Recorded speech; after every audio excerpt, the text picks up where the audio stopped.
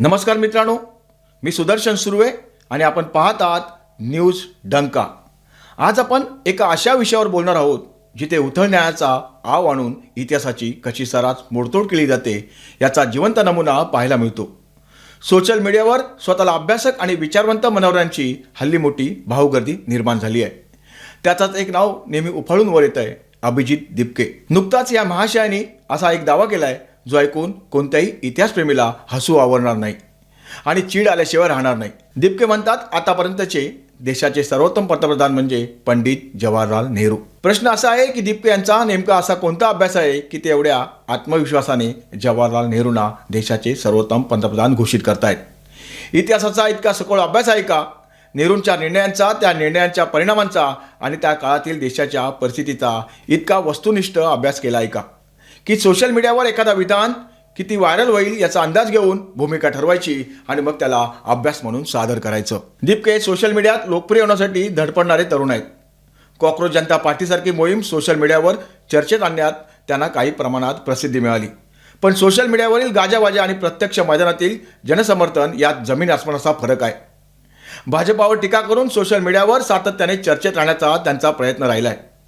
शाळांमध्ये जाणे, तिथले व्हिडिओ तयार करणे, ते सोशल मीडियावर टाकणे आणि त्यातून स्वतःची प्रतिमा अधिक चर्चेत आणणे, या सगळ्या गोष्टींकडेही त्याच प्रसिद्धीच्या चष्म्यातून पाहावं लागतं। म्हणून नेहरू आपले आवडते नेते आहेत हे विधान करताना त्यामागे इतिहासाचा सखोल अभ्यास आहे की सोशल मीडिया इम्पॅक्टचा हिशोब? हा प्रश्न विचारायला हवा, कारण आजच्या सोशल मीडिया युगात एक गोष्ट लक्षात ठेवली पाहिजे, व्हायरल होणं म्हणजे विद्वान होणं नव्हे आणि चर्चेत राहणं म्हणजे इतिहास बरोबर समजलेला असणं नव्हे। थांबा, आधी जरा श्वास घ्या आणि या दाव्यातला हास्यास्पदपणा समजून घ्या।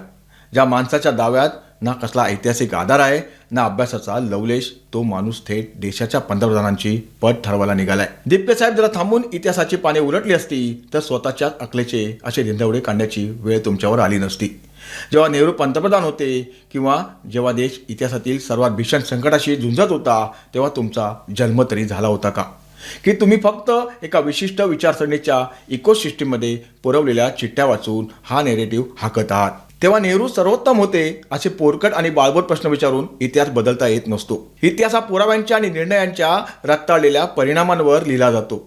आज आपण दिपके यांच्या या पोकळ दाव्याची, नेहरूंच्या तथाकथित सर्वोत्तम कार्यकाळाची आणि त्यांनी देशाला दिलेल्या जखमांची एक एक करून पुराव्यासह चिरपाड करणार आहोत। आणि दिपके यांच्या राजकीय निवडीकडेही जरा बारकाईने पहा। एका मुलाखतीत त्यांना थेट विचारण्यात आलं, देशातील सध्याचे सर्वोत्तम मुख्यमंत्री कोण? प्रश्न साधा होता, पण उत्तरातून त्यांची पसंती मात्र चांगली स्पष्ट झाली। त्यांनी थेट तामिळनाडूचे M.K. स्टॅलिन आणि अरविंद केजरीवाल यांची नावं घेतली। आता कोणाला कोणता नेता आवडतो हा त्यांचा वैयक्तिक विषय आहे, पण प्रश्न इथे पसंतीचा नाही आहे, प्रश्न आहे तो निकषाचा।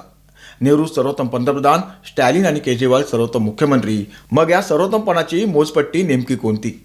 देशहित, राष्ट्रीय सुरक्षा, प्रशासन, आर्थिक विकास की एखाद्या विशिष्ट राजकीय विचारसरणीशी असलेली जवळीक? कारण एक गोष्ट स्पष्ट आहे, फक्त आवडता नेता म्हणजे सर्वोत्तम नेता नव्हे आणि एखाद्याला आवडणारा इतिहास म्हणजे सत्य इतिहास नव्हे। इतिहासाला टाळ्यांचा नाही तर पुराव्यांचा आधार लागतो आणि म्हणूनच दिपके, तुम्ही कोणाला सर्वोत्तम म्हणता यापेक्षा सर्वोत्तम का म्हणता याचं उत्तर देशाला द्यावं लागेल। अभिजित दिपके, जरा कान उघडून आणि डोळे उघडून ऐका। देशाचा पंतप्रधान सर्वोत्तम तेव्हा ठरतो जेव्हा तो देशाची 1 इंच जमीनही शत्रूच्या तावडीत जाऊ देत नाही। नेहरूंनी काश्मीरच्या बाबतीत काय केले?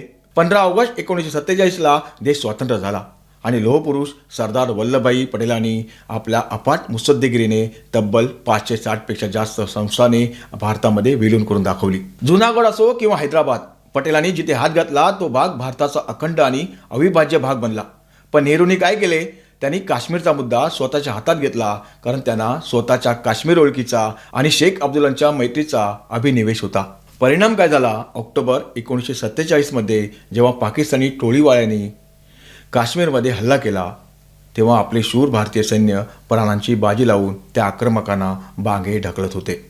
आपले सैन्य मुझफ्फराबाद आणि संपूर्ण काश्मीर मुक्त करण्याच्या अगदी उंबरठ्यावर होते। पण अचानक कोणालाही न विचारता नेहरूंनी एकतर्फी युद्धविराम घोषित केला।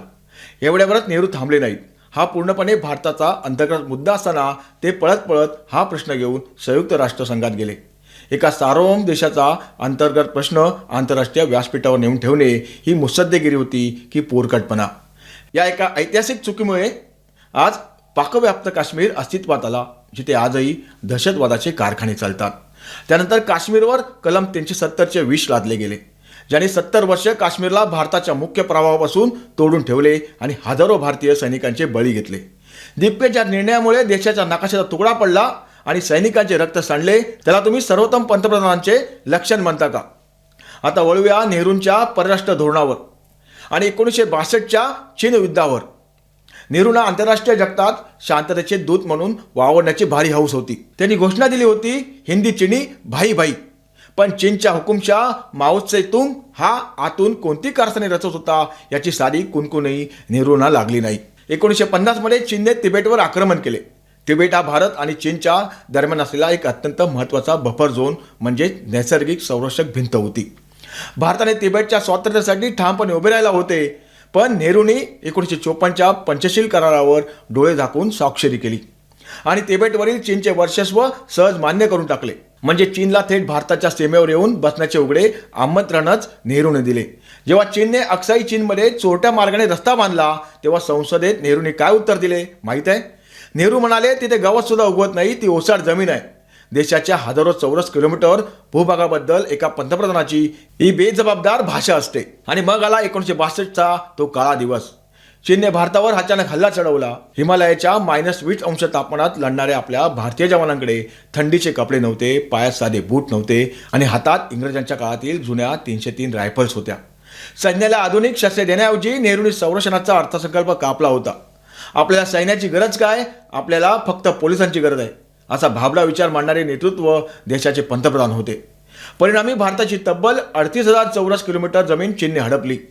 हा भारतीय सैन्याचा पराभव नव्हता, हा नेहरूंच्या आंधळ्या आणि अदूरदर्शी धोरणाचा लाजिरवाणा पराभव होता.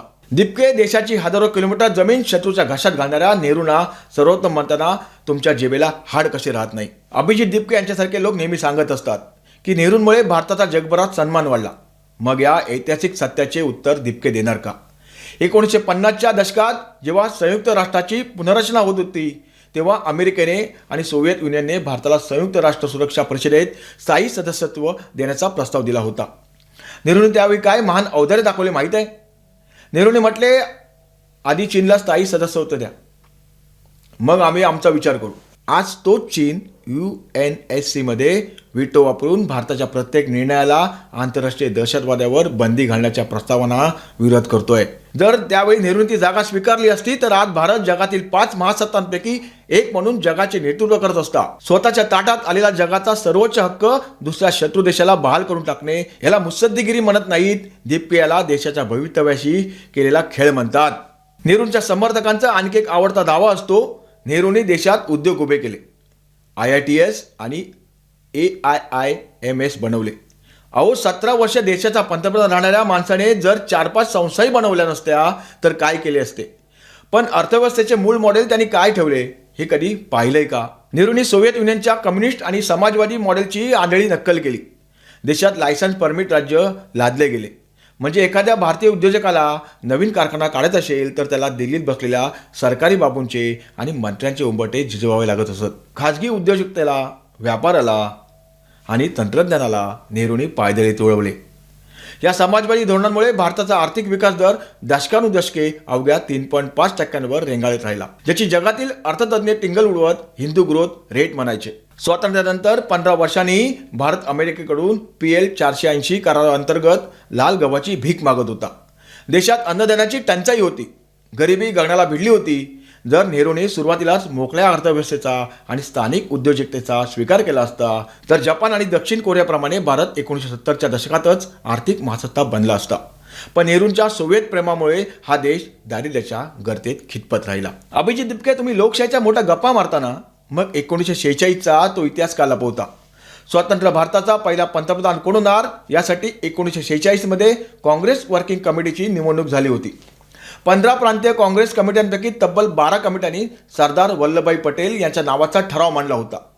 उरलेल्या 3 कमिट्यांनी कोणाचेच नाव दिले नव्हते. म्हणजे जवाहरलाल नेहरूंना एकही कमिटीने मत दिले नव्हते. तरी महात्मा गांधीची हट्टापोटी आणि नेहरूंना बाजूला केले तर ते पक्ष फोडतील या भीतीने सरदार पटेल यांना माघार घ्यायला लावली गेली आणि बिनविरोध नेहरूंना पंतप्रधान बनवले गेले. ज्या माणसाची सुरुवातच पक्षातील लोकशाही पायदळी तुडून झाली तो माणूस लोकशाहीवादी कसा इतकेच नाही तर सत्तेत असताना स्वतःच्या मुलीला म्हणजेच इंदिरा गांधी काँग्रेसचे अध्यक्ष बनवून देशात घराणेशाहीच्या राजकारणाचा पाया नेहरूने रोवला. आज देशाचे राजकारण ज्या घराणेशाहीच्या चक्रव्यूहात अडकले आहे त्याचे मूळ जनक पंडित जवाहरलाल नेहरूच आहेत. अभिजित दिपके जेव्हा नेहरू सर्वोत्तम पंतप्रधान होते असा दावा ठोकून देतात तेव्हा ते केवळ नेहरूंचे उदात्तीकरण करत नाहीत तर राष्ट्र उभारणीत प्राणांचे रान करणाऱ्या इतर महान नेत्यांचा अपमान करतायत.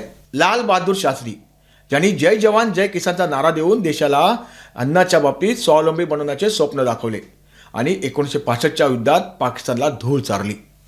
अटल बिहारी वाजपेयी ज्यांनी जनतेच्या विरोधाला आणि जागतिक दबावाला न जुमानता पोखरणमध्ये अणुचाचणी करून भारताला अण्वस्त्रधारी महासत्ता बनवले.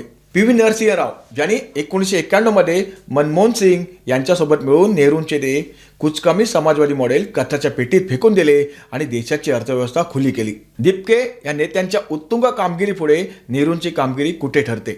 जेव्हा तुमच्याकडे पुराव्याचे उत्तर नसते तेव्हा तुम्ही सोशल मीडियावर उथळ विधाने करता. पण इतिहास हा पुस्तकातल्या एकांगी पानावर नाहीये तर सीमेवरच्या रक्तावर आणि अर्थव्यवस्थेच्या आकडेवारीवर ठरतो. आणि सर्व निकषांवर पंडित नेहरू हे भारताच्या इतिहासातील सर्वात अदूरदर्शी पंतप्रधान ठरतात. मित्रांनो, नेहरूंनी देशासाठी काहीच केले नाही असे कोणीच म्हणत नाही. पण एका पंतप्रधानांच्या मूल्यमापनात त्यांनी काय उभारले यापेक्षा त्यांनी काय गमावले याला जास्त महत्त्व असते. काश्मीरची फाळणी, 38,000 चौरस किमी चीनच्या तावडीत गेलेली जमीन, UNSC मधील गमावलेले स्थायी सदस्यत्व, आर्थिक मागासलेपण आणि घराणेशाहीचे विष या नेहरूंच्या अशा ऐतिहासिक चुका आहेत ज्याची किंमत आज 75 वर्षांनंतरही हा देश मोजत आहे. त्यामुळे अभिजित दिपके यांच्यासारख्या अजेंडा चालवणाऱ्या लोकांनी किती नॅरेटिव्ह सेट करायचा प्रयत्न केला तरी आजचा तरुण जागा झालाय. तो आता डोळे बंद करून इतिहास स्वीकारणार नाही तर पुरावे शोधतो. दिपके, पुढच्या वेळी जेव्हा नेहरूंना सर्वोत्तम म्हणाल तर आधी 1962च्या युद्धात थंडीत कुडकुडत हुतात्मा झालेल्या जवानांचे स्मरण करा. पाकव्याप्त काश्मीरमधील बेघर झालेल्या नागरिकांचे अश्रू आठवा आणि मग बोलण्याची हिंमत करा. मित्रांनो, आजच्या व्हिडिओमध्ये आपण परखडपणे आढावा घेतला. तुम्हाला हा व्हिडिओ आवडला असेल तर व्हिडिओला लाईक नक्की करा, जास्तीत जास्त शेअर करा आणि आपल्या न्यूज डंका चॅनलला सबस्क्राईब करायला विसरू नका. मी सुदर्शन सुर्वे आणि आपण पाहत होतात न्यूज डंका. धन्यवाद.